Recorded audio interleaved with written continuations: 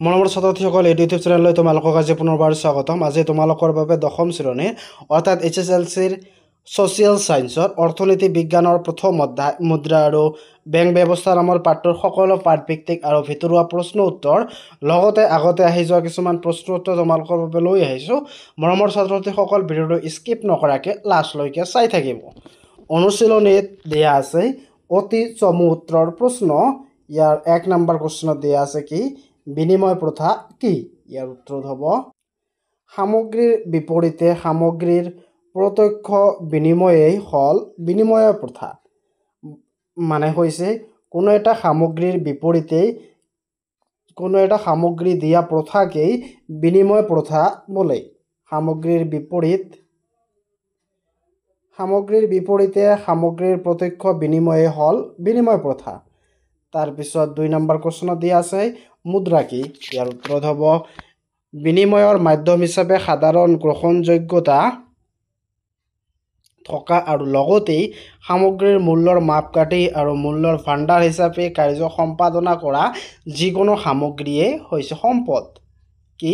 বিনিময়ৰ মাধ্যম হিচাপে সাধাৰণ গ্ৰহণযোগ্যতা থকা আৰু লগতে সামগ্ৰীৰ মূল্যৰ মাপকাঠি আৰু মূল্যৰ ভাণ্ডাৰ হিচাপে কাৰ্য সম্পাদন কৰা যিকোনো সামগ্ৰীয়ে সম্পদ। তাৰপিছত 3 নম্বৰ প্ৰশ্ন দিয়া আছে মুদ্ৰাৰ এটা মুখ্য কাৰ্য উল্লেখ কৰা। ইয়াৰ উত্তৰত হ'ব মুদ্ৰা বিনিময়ৰ মাধ্যম হিচাপে ব্যৱহাৰ কৰা হয়। মুদ্ৰা বিনিময়ৰ মাধ্যম হিচাপে ব্যৱহাৰ কৰা হয়।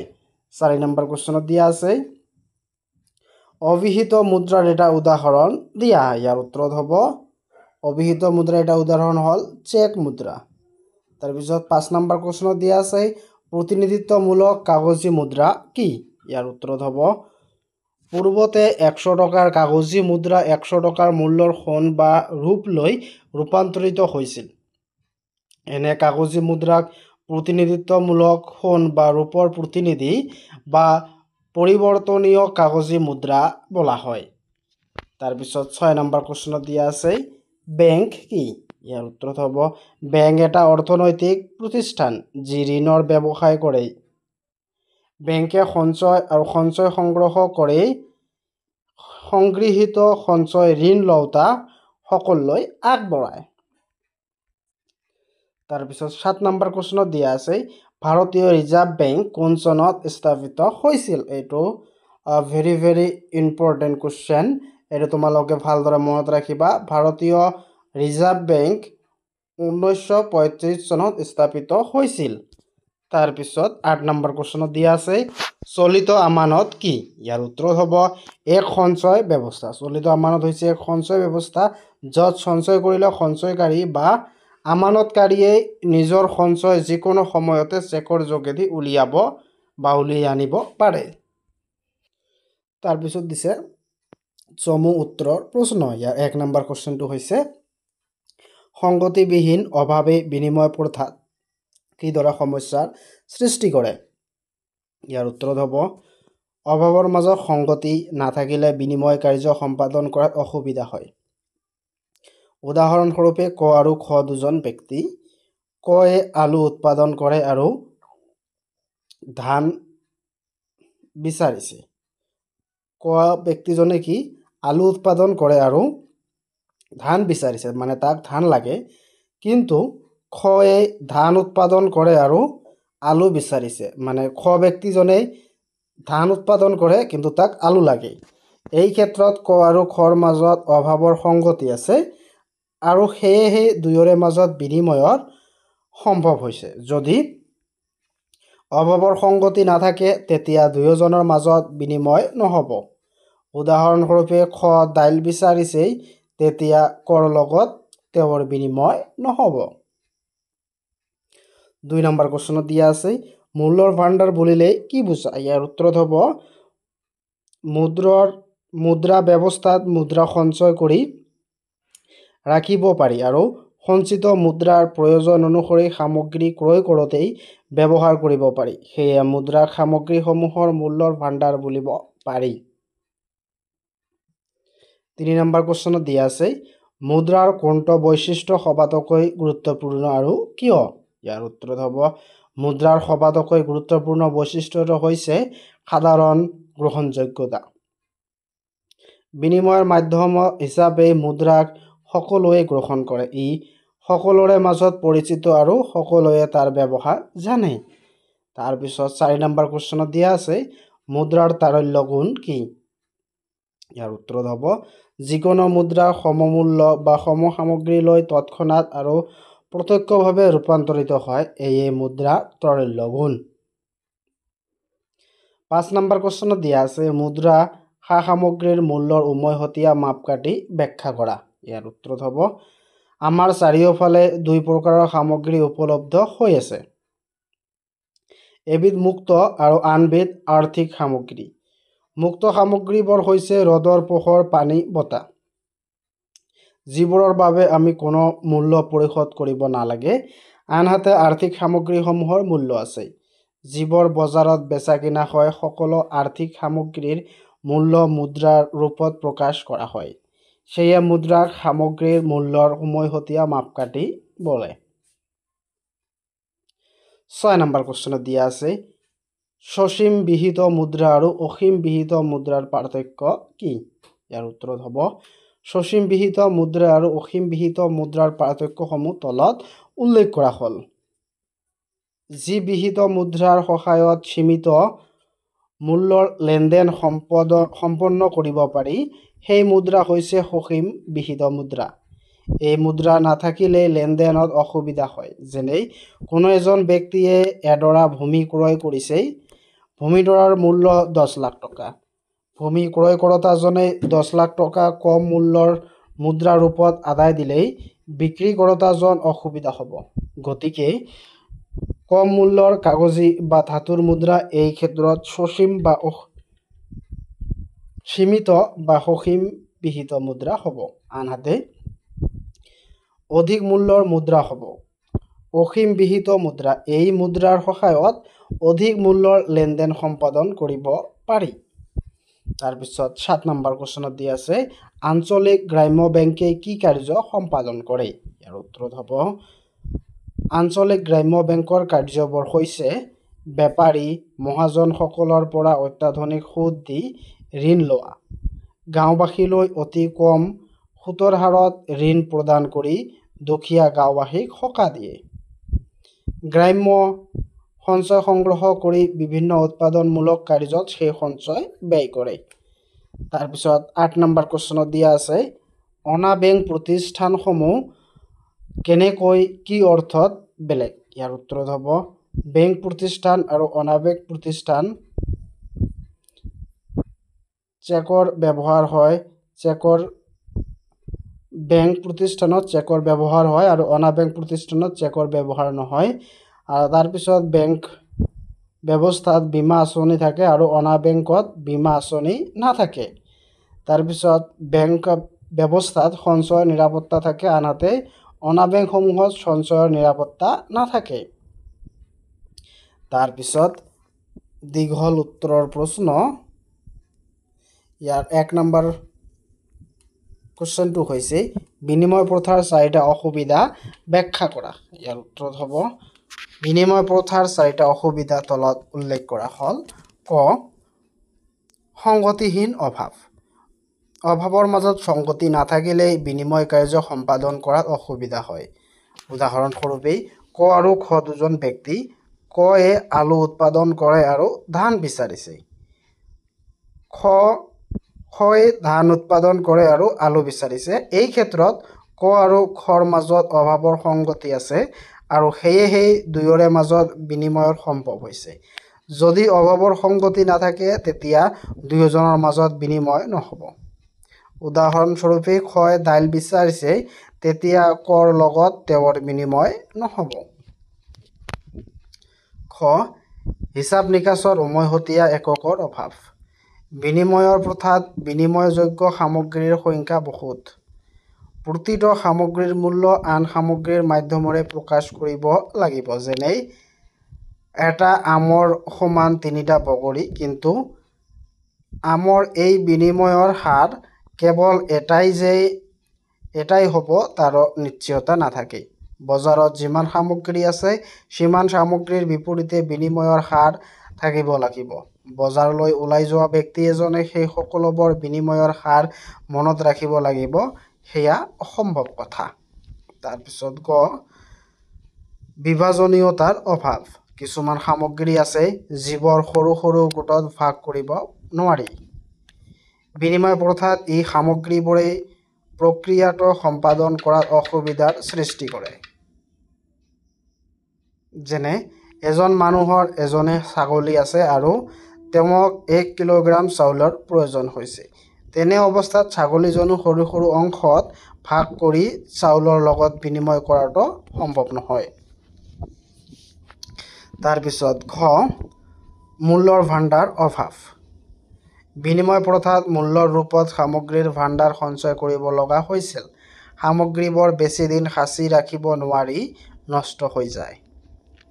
তাৰপিছত 2 নম্বৰ কুৱেশ্যনত দিয়া আছে মুদ্ৰাৰ যিকোনো 4টা প্ৰধান বৈশিষ্ট্য ব্যাখ্যা কৰা। ইয়াৰ উত্তৰত হ'ব মুদ্ৰাৰ যিকোনো 4টা প্ৰধান বৈশিষ্ট্য হৈছে 1. মুদ্ৰাৰ সাধাৰণ গ্ৰহণযোগ্যতা থাকিব লাগে, নহ'লে ই বিনিময়ৰ মাধ্যম হ'ব নোৱাৰে। 2. মুদ্ৰাৰ চিনাক্তকৰণ সহজ হ'ব লাগিব, আন সকলো সামগ্ৰীতকৈ ই বেলেগ হ'ব লাগিব। মুদ্ৰাৰ চিনাক্তকৰণ সহজ নহ'লেই সামগ্ৰী বেচা-কিনাৰ সময়ত জটিলতাই দেখা দিব। 3. মুদ্ৰা সহজে নষ্ট হৈ যোৱা সামগ্ৰী হ'ব নোৱাৰে। মাছ, কণী, গাখীৰ ইত্যাদি কোনোটোৱেই মুদ্ৰা হ'ব নোৱাৰে, কাৰণ এইবোৰ সামগ্ৰী বেছি দিন নিটিকে। 4. মুদ্ৰাৰ তাৰল্য গুণ থাকিব লাগিব। যিকোনো মুদ্ৰা সমমূল্যৰ সা-সামগ্ৰীলৈ তৎক্ষণাত আৰু প্ৰত্যক্ষভাৱে ৰূপান্তৰিত হ'লেই মুদ্ৰাৰ তাৰল্য গুণ আছে বুলিব লাগিব। 3 নম্বৰ কুৱেশ্যনত দিয়া আছে মুদ্ৰাই সম্পাদন কৰা 4টা প্ৰধান কাৰ্য ব্যাখ্যা কৰা। ইয়াৰ উত্তৰত হ'ব মুদ্ৰাই সম্পাদন কৰা 4টা প্ৰধান কাৰ্য হৈছে ক বিনিময়ৰ মাধ্যম। বিনিময় প্ৰথাত সামগ্ৰীৰ বিপৰীতে সামগ্ৰীৰ প্ৰত্যক্ষ বিনিময় হৈছিল। মুদ্ৰা ব্যৱস্থাত সামগ্ৰীৰ বিপৰীতে সামগ্ৰীৰ প্ৰত্যক্ষ বিনিময় হয়। ধান উৎপাদন কৰা ব্যক্তি এজনে বজাৰত ধান বিক্ৰী কৰি মুদ্ৰা অৰ্জন কৰিব আৰু সেই মুদ্ৰাৰ সহায়ত তেওঁ নিজৰ প্ৰয়োজনীয় সামগ্ৰী কিনিব পাৰে। খ সামগ্ৰী মূল্যৰ উমৈহতীয়া মাপকাঠি। মুদ্ৰাই সামগ্ৰী মূল্যৰ উমৈহতীয়া মাপকাঠি, কাৰণ সকলো আৰ্থিক সামগ্ৰীৰ মূল্য মুদ্ৰাৰ ৰূপত প্ৰকাশ কৰা হয়। গ স্থগিত দেনা পাওনাৰ মানদণ্ড। কিছু সামগ্ৰী বেচা-কিনাৰ সময়ত দামটো লগে লগে পৰিশোধ কৰা নহয়। ঋণৰ ক্ষেত্ৰত ঋণ লওঁতাই ঋণ পৰিশোধ কৰোঁতে সময় লয়। এনেবোৰ ক্ষেত্ৰত ধন আদায় প্ৰক্ৰিয়াটো তাৎকালিন নহয়। প্ৰক্ৰিয়াটো স্থগিত কৰি ৰখা হয়। সকলোবোৰ স্থগিত দেনা পাওনাৰ মান মুদ্ৰাৰ ৰূপত প্ৰকাশ কৰা হয়। খ মূল্যৰ ভাণ্ডাৰ। মুদ্ৰা ব্যৱস্থাত মুদ্ৰা সঞ্চয় কৰি ৰাখিব পাৰি আৰু সঞ্চিত মুদ্ৰা প্ৰয়োজন অনুসৰি সামগ্ৰী ক্ৰয় কৰোঁতেই ব্যৱহাৰ কৰিব পাৰি, অৰ্থাৎ মুদ্ৰাক সামগ্ৰীসমূহৰ মূল্যৰ ভাণ্ডাৰ বুলিব পাৰি। তাৰপিছত 4 নম্বৰ কুৱেশ্যনত দিয়া আছে চেক এখন মুদ্ৰা নে? তোমাৰ উত্তৰত সাপেক্ষে যুক্তি দৰ্শোৱা। ইয়াৰ উত্তৰত হ'ব চেক এখন মুদ্ৰা হ'ব নোৱাৰে। ই এটা আদেশহে। চেকৰ সাধাৰণ গ্ৰহণযোগ্যতা নাথাকে। উদাহৰণস্বৰূপে ব্যক্তি এজনে দোকানৰ পৰা এবস্তা চাউল কিনিছে। এতিয়া মূল্য বা দাম পৰিশোধ কৰাৰ ক্ষেত্ৰত তেওঁ যদি দোকানীজনলৈ মূল্যটো লিখি এখন চেক দোকানীজনলৈ আগবঢ়াই দিয়ে, তেন্তে সেই চেকখন দোকানীজনে গ্ৰহণ নকৰিব পাৰে। চেকখনত সাধাৰণতে নিকট মুদ্ৰা অৰ্থাৎ ধনাদেশ বুলিব পাৰি। সেইখন বেংকত দিয়াৰ পিছতহে ধন হাতলৈ আহে। 5 নম্বৰ কুৱেশ্যনত দিয়া আছে মুদ্ৰাই সৃষ্টি কৰিব পৰা 4টা প্ৰধান অসুবিধা ব্যাখ্যা কৰা। ইয়াৰ উত্তৰত হ'ব মুদ্ৰাই সৃষ্টি কৰিব পৰা যিকোনো 4টা প্ৰধান অসুবিধা হৈছে ক মুদ্ৰাৰ মূল্যৰ স্থিৰতা নাথাকিলে সমস্যাৰ সৃষ্টি হয়। মুদ্ৰাৰ মূল্য অবিৰতভাৱে কমি গ'লে মানুহৰ অসুবিধা হয়, কাৰণ এইখিনি সামগ্ৰী কিনিবলৈ ক্ৰমাৎ অধিক ব্যয় কৰিবলগীয়া হয়। খ মুদ্ৰাৰ অৰ্থনৈতিক সম্পদ আৰু আয় একত্ৰীকৰণৰ আহিলা হ'ব পাৰে। ইয়াৰ ফলত সমাজত অৰ্থনৈতিক বৈষম্য বৃদ্ধি হ'ব পাৰে। গ মুদ্ৰাৰ প্ৰতি থকা দুৰ্বলতাই সামাজিক মূল্যবোধৰো অৱক্ষয় ঘটাব পাৰে। মুদ্ৰাক লৈ সমাজত দুৰ্নীতি অনিয়ম অবিচাৰৰ সৃষ্টি হ'ব পাৰে। ঘ মুদ্ৰাৰ পৰা ক'লা মুদ্ৰাৰ সৃষ্টি হয়। ক'লা মুদ্ৰা প্ৰকৃততে এক অৰ্থনৈতিক অপৰাধ। ব্যক্তি বা প্ৰতিষ্ঠানে লুকাই চোৰকৈ অনিয়মত টকা পইচা বা ধন সম্পত্তি জমা কৰাই ক'লা মুদ্ৰা। 6 নম্বৰ কুৱেশ্যনত দিয়া আছে কেন্দ্ৰীয় বেংকৰ 4টা প্ৰধান কাৰ্য ব্যাখ্যা কৰা। ইয়াৰ উত্তৰ হ'ব কেন্দ্ৰীয় বেংকৰ 4টা প্ৰধান কাৰ্য হ'ল 1. কাগজী মুদ্ৰা ছপা কৰা। কেন্দ্ৰীয় বেংকৰ বাদেই আন কোনো বেংকৰ কাগজী মুদ্ৰা ছপা কৰাৰ কৃতিত্ব নাই। কেন্দ্ৰীয় বেংকে দেশৰ প্ৰয়োজন অনুসৰি কাগজী মুদ্ৰা ছপা কৰে। 2. আমানত মুদ্ৰা বা ঋণ মুদ্ৰা নিয়ন্ত্ৰণ কৰা। কেন্দ্ৰীয় বেংকে আমানত মুদ্ৰা বা ঋণ মুদ্ৰা নিয়ন্ত্ৰণ কৰে। এই মুদ্ৰা দেশৰ সৰ্বমুঠ মুদ্ৰাৰ এক বৃহৎ অংশ বাণিজ্যিক বেংকসমূহৰ ঋণ দান ক্ষমতাৰ ওপৰত আমানত বা ঋণ মুদ্ৰাৰ পৰিমাণ নিৰ্ভৰ কৰে। কেন্দ্ৰীয় বেংকেই ঋণ নিয়ন্ত্ৰণ ব্যৱস্থাৱলী গ্ৰহণ কৰি বাণিজ্যিক বেংকৰ ঋণ প্ৰদানৰ ক্ষমতা নিয়ন্ত্ৰণ কৰিব পাৰে। তাৰপিছত 3. বেংকসমূহৰ বেংক। কেন্দ্ৰীয় বেংকেই আন বেংকসমূহৰ হিচাপ নিকাছসমূহ পৰীক্ষা কৰে। কেন্দ্ৰীয় বেংক অন্য বেংকবোৰৰ বাবে বিপদৰ বন্ধু। আৰ্থিক সংকটৰ সময়ত কেন্দ্ৰীয় বেংকেই বেংকসমূহৰ বাবে শেষ আশ্ৰয়স্থল। 4. চৰকাৰৰ বিত্তৰ যোগান ধৰোঁতা। বাজেটত ঘাটিয়ে দেখা দিলেই তাক দূৰ কৰিবলৈ কেন্দ্ৰীয় চৰকাৰে কেন্দ্ৰীয় বেংকৰ পৰা বিত্তীয় সাহায্য লয়। কেন্দ্ৰীয় বেংকেই নতুন মুদ্ৰা সৃষ্টি কৰি এক সাহায্য আগবঢ়ায়। ই চৰকাৰৰ পৰামৰ্শদাতাও। চৰকাৰৰ আয়, নীতি, ৰাজনীতি, বাণিজ্য নীতিৰ বিষয়ে কেন্দ্ৰীয় বেংকে পৰামৰ্শ আগবঢ়ায়। চৰকাৰৰ প্ৰতিনিধি হিচাপে সকলো চৰকাৰী আয় ব্যয়ৰ হিচাপ ৰাখে। তাৰপিছত 7 নম্বৰ কুৱেশ্যনত দিয়া আছে বাণিজ্যিক বেংকে সম্পাদন কৰা 2টা প্ৰধান কাৰ্য ব্যাখ্যা কৰা। ইয়াৰ উত্তৰ হ'ব বাণিজ্যিক বেংকে সঞ্চয় গ্ৰহণ কৰে। ই সঞ্চয় 3 প্ৰকাৰৰ। 1. চলিত আমানত, 2. স্থিৰ আমানত আৰু 3. সঞ্চয় আমানত।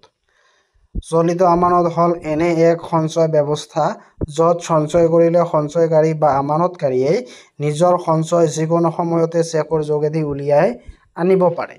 তাৰপিছত স্থিৰ আমানত হ'ল এনে এক সঞ্চয় ব্যৱস্থা য'ত সঞ্চয় কৰিলে সঞ্চয়কাৰী বা আমানতকাৰীয়ে নিজৰ সঞ্চয় উলিয়াই আনিবলৈ হ'লে বেংক কৰ্তৃপক্ষক আগতীয়াকৈ জনাব লাগিব। সঞ্চয় আমানত হ'ল এনে এক সঞ্চয় ব্যৱস্থা য'ত সঞ্চয় কৰিলে সঞ্চয়কাৰী বা আমানতকাৰীয়ে সঞ্চয়ৰ এটা অংশ নিজৰ ইচ্ছা অনুযায়ী উলিয়াই আনিব পাৰে আৰু আনটো অংশ উলিয়াই আনিবলৈ হ'লে বেংক কৰ্তৃপক্ষক আগতীয়াকৈ জনাব লাগিব। খ বাণিজ্যিক বেংকে ঋণ যোগান ধৰে। কৃষক, উদ্যোগপতি, কাৰিকৰ, ঠেলা চালক, অটোৰিক্সা আদিকে ধৰি সমাজৰ বিভিন্ন শ্ৰেণীৰ লোকে এই বেংকৰ পৰা ঋণ লাভ কৰে। 8 নম্বৰ কুৱেশ্যনত দিয়া আছে তলত উল্লেখ কৰা প্ৰতিষ্ঠানসমূহ কি কাৰ্য সম্পাদন কৰে চমুকৈ ব্যাখ্যা কৰা। ক দিয়া আছে কি IDBI, খ আঞ্চলিক গ্ৰাম্য বেংক, গ ৰাষ্ট্ৰীয় কৃষি আৰু গ্ৰামোন্নয়ন বেংক, ঘ ৰাষ্ট্ৰীয় মুদ্ৰা উদ্যোগ আৰু উন্নয়ন বেংক। কৰ উত্তৰটো হৈছে IDBI। IDBI বা ভাৰতীয় ঔদ্যোগিক উন্নয়ন বেংকৰ কাৰ্যাৱলী তলত উল্লেখ কৰা হ'ল। 1. ঔদ্যোগিক প্ৰতিষ্ঠানসমূহ বিত্তীয় সাহায্য আগবঢ়ায়। 2. ঔদ্যোগিক উন্নয়নৰ সৈতে জড়িত প্ৰতিষ্ঠানসমূহৰ প্ৰসাৰতা বৃদ্ধিত সহায় কৰা। এই বেংকটোৱে উদ্যোগসমূহলৈ ঋণ আদিৰ ৰূপত প্ৰত্যক্ষভাৱে আৰ্থিক সাহায্য আগবঢ়ায়। বেংকটোৱে পৰোক্ষভাৱে উদ্যোগসমূহলৈ ঋণ আগবঢ়ায়, যেনে বেংকটোৱে ৰাজ্যিক বিত্তীয় নিগম, ঔদ্যোগিক উন্নয়ন নিগম, বাণিজ্যিক বেংকসমূহলৈ বিত্তীয় সাহায্য আগবঢ়ায়। এই অনুষ্ঠানসমূহ ৰাজ্যৰ ঔদ্যোগিক খণ্ডলৈ বিত্তীয় সাহায্য আগবঢ়ায়। 2. অৰ্থনৈতিকভাৱে পিছপৰা অঞ্চল, উদ্যোগসমূহলৈ ৰেহাই সুদৰ হাৰত ঋণ আগবঢ়ায়। তাৰপিছত 4 বেংকটোৱে প্ৰশিক্ষণৰ জৰিয়তে উদ্যোগবিহীন জিলাসমূহত উদ্যোগিক উদ্যম বৃদ্ধিৰ বাবে আগভাগ লয়। খ আঞ্চলিক গ্ৰাম্য বেংক আঞ্চলিক গ্ৰাম্য বেংকৰ কাৰ্যবৰ হৈছে 1 বেপাৰী মহাজনসকলৰ পৰা অত্যাধুনিক সুদ দি ঋণ লোৱা আৰু গাঁওবাসীলৈ অতি কম সুদৰ হাৰত ঋণ প্ৰদান কৰি দুখীয়া গাঁওবাসীক সকাহ দিয়ে। তাৰপিছত 2 গ্ৰাম্য সঞ্চয় গ্ৰহণ কৰি বিভিন্ন উৎপাদনমূলক কাৰ্যত সেই সঞ্চয় ব্যয় কৰে। ঘ ৰাষ্ট্ৰীয় কৃষি আৰু গ্ৰাম্য উন্নয়ন বেংক ৰাষ্ট্ৰীয় কৃষি আৰু উন্নয়ন বেংক বা নাবাৰ্ডে সম্পাদন কৰা মূল কাৰ্যবৰ হৈছে 1 গাঁও অঞ্চলত যিমানবোৰ অনুষ্ঠান বিনিয়োগ আৰু উৎপাদনৰ সৈতে জড়িত হৈ আছে সেই আটাইবোৰ শীৰ্ষ বিত্ত যোগানকাৰী প্ৰতিষ্ঠান হ'ল নাবাৰ্ড। 2 ঋণ প্ৰদান প্ৰক্ৰিয়া আঁচনিৰ পুনৰীক্ষণ আৰু পৰ্যালোচনা প্ৰশিক্ষণ আদিৰ সুদৃঢ়ীকৰণৰ বাবে নাবাৰ্ডে ব্যৱস্থা লয়। 3 সকলোবোৰ বিত্তীয় প্ৰতিষ্ঠান ভাৰত চৰকাৰ ৰাজ্য চৰকাৰ ৰিজাৰ্ভ বেংক আদিৰ ইত্যাদিৰ সৈতে নাবাৰ্ডে সমন্বয় ৰক্ষা কৰে। খ ভাৰতীয় ক্ষুদ্ৰ উদ্যোগ উন্নয়ন বেংক ভাৰতীয় ক্ষুদ্ৰ উদ্যোগ উন্নয়ন বেংকৰ কাৰ্যসমূহ হৈছে 1 ক্ষুদ্ৰ উদ্যোগ সমূহৰ বাবে উন্নত প্ৰযুক্তিবিদ্যা আৰু আধুনিকৰণৰ ব্যৱস্থা কৰা। 2 ক্ষুদ্ৰ উদ্যোগৰ খণ্ডত উৎপাদিত সামগ্ৰীৰ বাবে বজাৰ সুবিধা দিয়া। 3 অৰ্ধনগৰ এলেকাত ক্ষুদ্ৰ উদ্যোগসমূহ অধিক নিয়োগৰ ব্যৱস্থা কৰি গাঁও আৰু অৰ্ধনগৰ এলেকাৰ পৰা চহৰলৈ জনসংখ্যাৰ বহিঃগমন ৰোধ কৰা। 4 ৰাজ্যিক বিত্ত নিগমৰ ঔদ্যোগিক নিগম বাণিজ্যিক ব্যৱসায়িক বেংক সমবায় বেংক আৰু আঞ্চলিক গ্ৰাম্য বেংকসমূহলৈ অৰ্থ সাহায্য আগবঢ়ায় আৰু এই অনুষ্ঠানবোৰৰ যোগেদি ক্ষুদ্ৰ ব্যৱসায় উদ্যোগলৈ সাহায্য আগবঢ়ায়। তাৰপিছত কিছুমান তোমালোকৰ বাবে এডিশ্যনেল কুৱেশ্যন এনচাৰ লৈ আহিছোঁ। ইয়াৰ 1 নম্বৰ কুৱেশ্যনটো হৈছে মুদ্ৰাৰ দুটা কুফল হৈছে। ইয়াৰ উত্তৰত হ'ব মুদ্ৰাৰ দুটা কুফল হৈছে 1 মুদ্ৰাৰ মূল্য হ্ৰাস বা মুদ্ৰাস্ফীতি আৰু 2 হৈছে চুৰি আৰু নকলৰ সমস্যাৱলী। 2 নম্বৰ কুৱেশ্যনত দিয়া আছে পণ্য বিনিময় প্ৰথা কি? পণ্য বিনিময় প্ৰথাৰ দুটা অসুবিধা উল্লেখ কৰা। ইয়াৰ উত্তৰত হ'ব পণ্য বিনিময় প্ৰথা হৈছে এক ব্যৱস্থা য'ত লোকৰ মাজত পণ্যৰ বিনিময় কৰা হয়, অৰ্থাৎ এটা বস্তুৰ বাবে অন্য এটা বস্তু প্ৰদান কৰা হয়। পণ্য বিনিময় প্ৰথাৰ দুটা অসুবিধা হৈছে দাৰিদ্ৰ্যৰ অভাৱ, পণ্যৰ মূল্যৰ ওপৰত সমঝোতা কৰি কঠিন দৰদাতাৰ অভাৱ।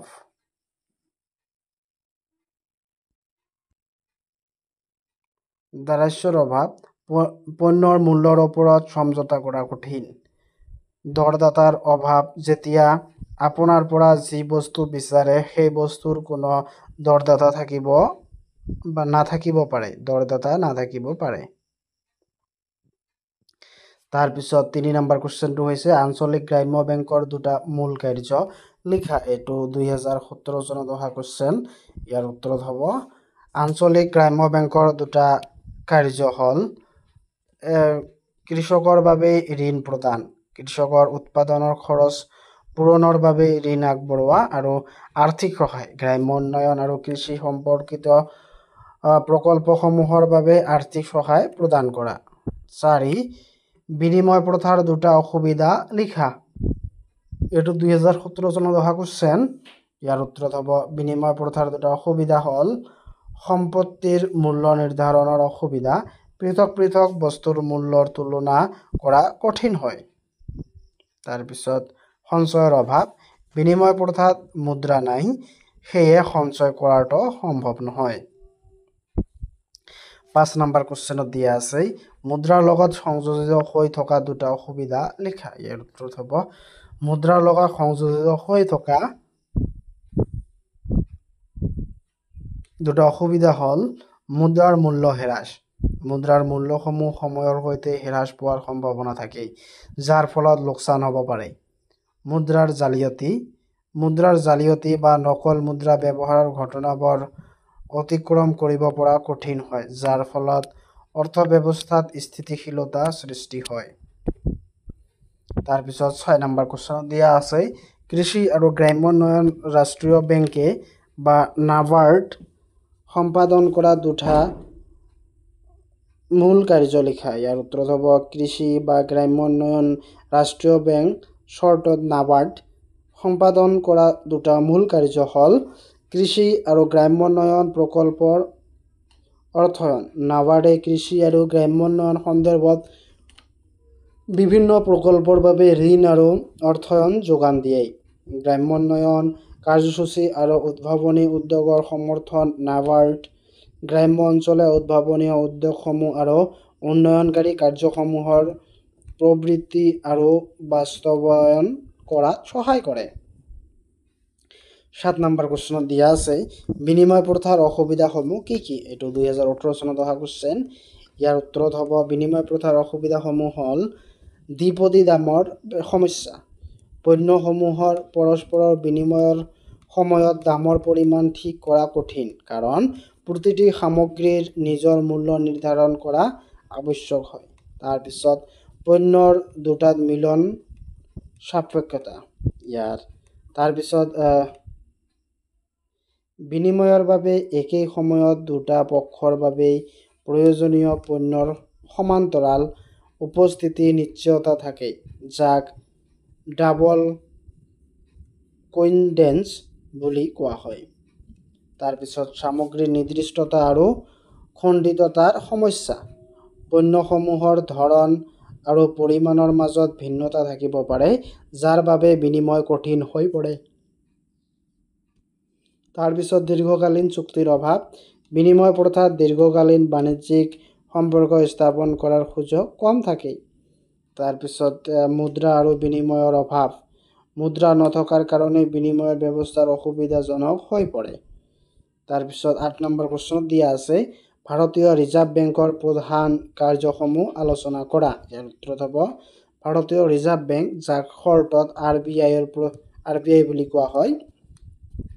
ইয়াৰ প্ৰধান কাৰ্যসমূহ হ'ল মুদ্ৰা নীতি নিৰ্ধাৰণ। RBI ভাৰতৰ মুদ্ৰাৰ বিতৰণ আৰু মুদ্ৰা সংৰক্ষণৰ বাবে নীতি নিৰ্ধাৰণ কৰে, যাৰ মাধ্যমে দেশৰ আৰ্থিক স্থিতিশীলতা ৰক্ষা কৰা হয়। বেংকিং ব্যৱস্থা নিয়ন্ত্ৰণ। RBIয়ে দেশে থকা বেংকৰ কাৰ্য আৰু সঞ্চালন নিয়ন্ত্ৰণ কৰে, যাতে বেংকসমূহৰ স্বচ্ছতা আৰু সুৰক্ষা নিশ্চিত হয়। তাৰপিছত বিপৰ্যয়ৰ প্ৰতিবিধান। RBIয়ে দেশৰ আৰ্থিক সুৰক্ষা নিশ্চিত কৰিবলৈ বিপৰ্যয়ৰ সময়ত বিশেষ পদক্ষেপ গ্ৰহণ কৰে। তাৰপিছত বিদেশী মুদ্ৰা বা চাহিদা। RBIয়ে বিদেশী বিনিয়োগ আৰু মুদ্ৰা সঞ্চয়নৰ বাবে নিয়মাৱলী স্থাপন কৰে, যাতে বিদেশী মুদ্ৰাৰ সঠিক ব্যৱস্থাপনা হয়। তাৰপিছত মুদ্ৰা উৎপাদন আৰু বিতৰণ। মুদ্ৰা উৎপাদন, এইটো উৎপাদন হ'ব